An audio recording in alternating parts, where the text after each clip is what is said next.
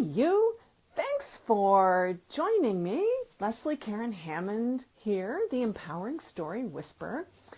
And I am so excited about our topic today, which is called the ultimate collaboration. So for those of you who know me, I'm a very spiritual person. For those of you who don't know me, I am a very spiritual person. Hey, Jen, thanks for joining. Well, a couple times I've said in the past that every time I have a topic that I present each week, the universe, spirit source, always kindly delivers me a personal message so that I can really fully dive into the work and have an experience with it, so that by all means I am like totally walking the talk. And of course, this happened right as I was starting to write, the blog post, because there's a blog post that precedes this on the website, which is lesliekarenhammond.com. If you go /blog, you can see all the blogs. So this whole thing starts off with a blog, and while I'm writing, I get this holy crow kind of moment myself, because I don't know about you, but there are times when it feels like everything, or maybe not everything, but it feels like things are a little harder than they ought to be. Have you ever experienced that? Where something feels a little bit more difficult or a lot more difficult than you anticipated? Well, chances are, if that's the case for you, then you may be attempting to do something all by yourself. Now, for most of the ladies out there, you know what I'm talking about when it comes to that challenge with asking for help. I mean, if you have ever had a problem asking for help, or even if you still do, raise a hand. I could be raising two hands, because it's really, it really takes a lot of trusting and faith to be able to ask for help. And I got to tell you, it just like yoga or breathing, it's a practice. Deep breathing, that is.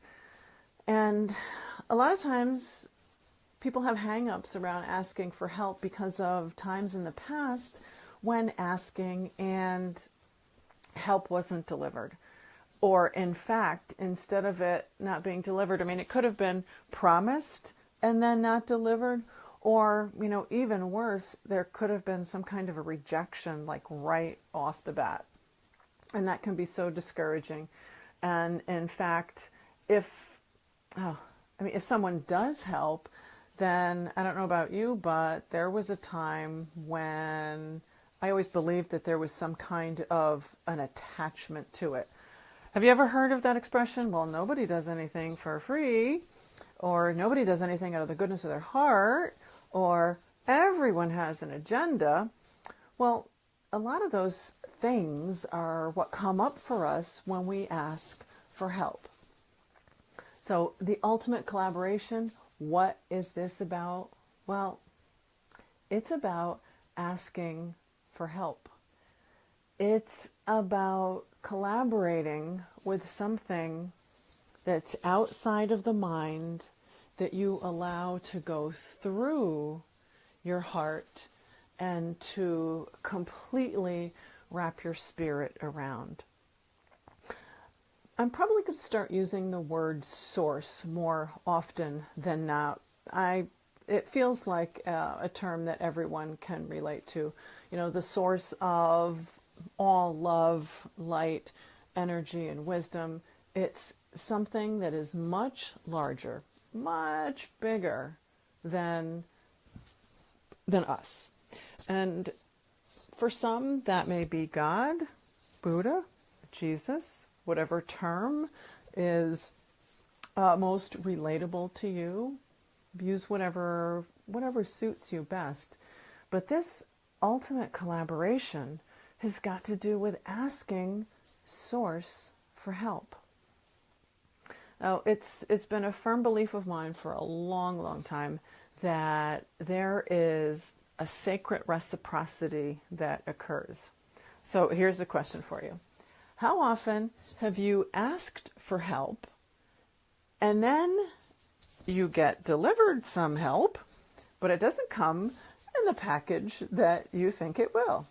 It's not the same size or shape or color or texture or height.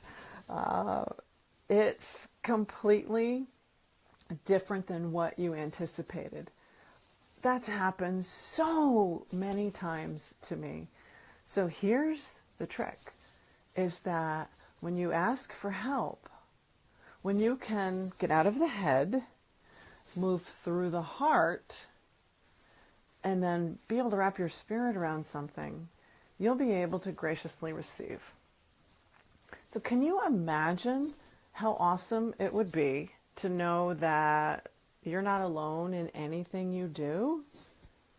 Can you imagine how awesome it would be to know, a visceral type of knowledge, something that resonates through your entire being?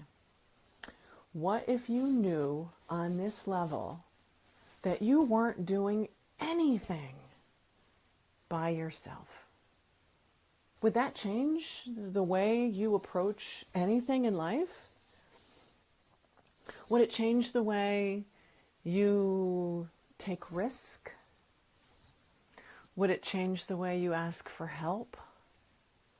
Would it change the way you show up day in and day out? Every encounter, every engagement. I invite you to consider this kind of spiritual collaboration. If it feels more comfortable for you to refer to it as a religious collaboration, then do whatever it takes so that you feel in sync with it, so you feel good about it, so that it sounds reasonable, so that it doesn't look like something so far outside the box that you just can't grasp it. What if you were never alone again? It'd change a lot of things. So let's go back to that, circle back around to the sacred reciprocity piece. So what do I mean by that? Asking for help, and not just in those moments of absolute desperation when you feel like you're 6 feet under the ground and absolutely nothing is going right. Give it a try before that happens so that you can kind of slip into it and build that muscle. But imagine asking for help and then completely trusting that what you need will come. Notice how I didn't say what you want. It was very specific, trusting that what you need will come. Now, the second piece of this sacred reciprocity has got to do with when you do get a request answered.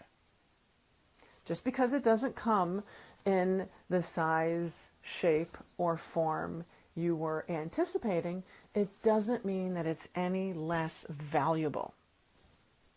Truly, if you can receive with grace, and then take what you are gifted. Gift, key 4-letter word here. It is a gift. Take what you are gifted and go with it. Firmly is not the right word, believe. If you can authentically believe that what you have received is exactly what you were meant to get, then just imagine something great coming out of it. Instead of grumbling, and I'll be the first to say it took practice, but it got to the point where I could, my nose is itching. It got to the point where something could come into my life when I made a request, when I asked for help, and I was able to take what came, run with it, regardless of what it was, and it was helpful. It was exactly what I needed. So the last piece of this sacred reciprocity is when you do that practice, ask, graciously receive, and implement, then Source is paying attention. Source will see that you honor what you are given. Source will be more likely to answer your next request. It's really that simple. Really, truly, it's that simple. So I had to chuckle this morning as we talked about earlier, there is always a component of, oh, Leslie, you want to talk about this? Well, then, okay, here, let's give you something where you can truly experience it and then share it with the audience. So this morning, I'm doing my daily spiritual practice, and I pull out my pendulum from time to time. For any of you who have a pendulum, you know they can be really fun. Sometimes they can be really irritating. So this morning I'm asking the pendulum some questions and it's not answering me. I'm getting nothing, absolutely nothing. When I knew something was coming, but I didn't exactly know what it was. And then I asked the pendulum, are you just messing with me? Of course, that's not the right word I used, but we want to keep this on the nice and clean. So I asked the pendulum, I said, are you just messing with me? And of course, it answered me like, yes, it was messing with me. So I just put that aside. I'm like, okay, this is fine. And then during the course of the practice, I was given direction to do something. And please make a note of this. When you ask for help, something will come. It will come faster each time if you practice this on a regular basis. And today this message came to me to do a ceremony that I typically reserve for full moons. And it was a despacho. For any of you who have ever been here to the house to experience one of these, they're absolutely beautiful. It's this extraordinary offering that is filled with all kinds of ingredients and flowers and seeds and nuts and sweet smelling things, and it's all done with an incredible amount of intent and love. So I was directed to do one of these. I thought, okay. And this was, this was fairly early on in the morning, and I knew I had a couple things that I needed to get done. And then I had someone come, and it was an absolutely delightful visit. It was filled with some beautiful gifts that I did not expect. And I was so absolutely grateful. And when something happens, when I receive something beautiful and amazing, in the back of my mind, I'm always thinking, oh, it would really be great to do a ceremony in honor of that. Because these despachos can also be done for an abundance of things, but around the full moon, we do a lot of it. It's about gratitude.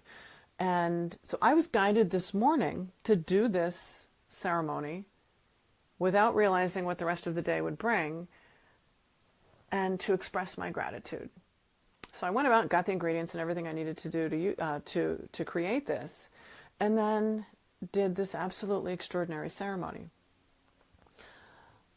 My invitation to you, when you ask for help, when you receive the assistance, when you take it and you run with it, then I invite you to find a way to express your gratitude. As part of this, that's really the tail end of the sacred reciprocity piece, is conveying your gratitude, because it's really the right thing to do. But if you can get into the habit of asking and graciously receiving, taking it and running with it, and then expressing gratitude, you will find things will get so much easier. And when you ask for help, I mean, it could be absolutely anything. If you're having a really stressful time at work, you could ask that a person who's normally in a bad mood, you could ask that they're in a good mood today, or they're in a good mood when they need to see you. You could ask, I mean, if you know that you have a tough phone call coming or something that could be potentially stressful, you can ask for help that the phone call won't be stressful. If you are looking to grow your business, or if there is someone that you absolutely love to pieces, but they're struggling and you don't know how to reach them, you don't know the best way to approach them or to help them, then ask for help. Tapping into something that is so much larger than you, than your family, than your community, will bring you such a sense of peace. Now, for those of you tree-hugging, earthy, crunchy types, because ultimately that's what I am, you want to collaborate and do something out of the box. What if you went outside and took your socks and shoes off? What if you walked on the earth? What if you did some deep breathing and you asked for strength from our Earth Mother? And through the power of your breath, you were drawing her in through your feet. What if you were going through a difficult time and you really needed to be grounded and to stand firm in your convictions or in your beliefs, but you felt there was a possibility, that you could get swayed and somebody could throw you off track? Go stand near a tree. The tallest tree that you can find, because trees can endure storms because of their deep roots. There's all kinds of ways that you can collaborate. It doesn't have to be with people. It can be with so many other things. So many other things. So I'm just going to check the time here. Now, on the off shot, this is completely new for you, this asking to collaborate. I invite you to check out the free gift that goes along with this. It's a cheat sheet for some out-of-the-box ways to ask for help. So if you go to LeslieKarenHammond.com/5, and that's the number 5, not the written word 5, 5 collaboration. So it's LeslieKarenHammond.com/5 collaboration. There'll be some really cool suggestions, 3 things, so it's relatively simple, for how you can ask for help in an out-of-the-box type of way, and do so, like, say, in the privacy of your own home, and you can build this relationship with Source and with the Creator. Now, I'd like to circle back for just a moment to any of you who have asked for help in the past and you've been disappointed. Disappointment can be, it's something typically that gets experienced and then is forgotten about. Depending on how difficult it was and how bad we felt, will dictate how readily you move past it. Well, in some cases, once you move past it, then you think, okay, this is gone. I don't have to deal with this anymore. But then something remotely close happens, and all of those same feelings, they come back again, and it can be unsettling. It's almost like that old wound of disappointment came back and somebody poured salt in the wound. I strongly invite you to ask for help moving past that. Because the more that you harbor and hold on to that level of disappointment, the less successful you will be asking for help and receiving it. Because your opinion will be somewhat jaded, and you may have an expectation for being disappointed. And that's not going to serve you or anyone else well. Not well at all. So the ultimate collaboration, the invitation to connect to Source and ask for help. So aside from, we talked a little bit before about going outside or just standing with your shoes off and feeling the earth, or standing near a tree, or hugging a tree if you really want to. I love doing that personally. But meditation is a really, it's a good way where you can connect. And for those of you who are thinking, oh, meditation means I have to sit on a cushion for 30 minutes and hold my thumb to my forefinger and not think about anything, try and let that go. Try and be a little bit more laid back, and just realize that most people tend to have a monkey mind where things just constantly go around and around and around. So worried about what's going to happen next that it's difficult to stay in the present moment. So the invitation is to just sit quietly for a little bit, and if your mind starts to wander, so what? Just circle your thoughts back to being in a peaceful place and just breathing. Go ahead and breathe and take some deep breaths. Now, meditation is a fantastic place where you can connect with Source and ask for help, but by no means is it necessary. It's certainly not required, but it doesn't hurt. So for those of you that are catching this on the replay, I would love to hear, or read rather, in the comments, anything that you have collaborated with Source on, or Spirit, and anytime that you've asked for help and something magnificent was delivered. Because as much as you may like to think that it's fate or it is coincidence, it's not. It's not. Everything is in divine order, and it's presented to us as an opportunity to grow and to learn. So I'll tell you what, for everyone who puts a comment or shares something about a collaboration or asking for help in delivering, I will match you one, and I will share one with you as well.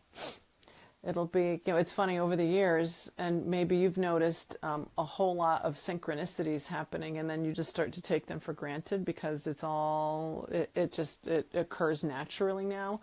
But for those of you that are just starting out, it's helpful to acknowledge those when they happen, because you'll be able to see how well your thoughts being put out there can help you manifest something. So it's no longer a coincidence. It's a synchronicity that is all in divine timing.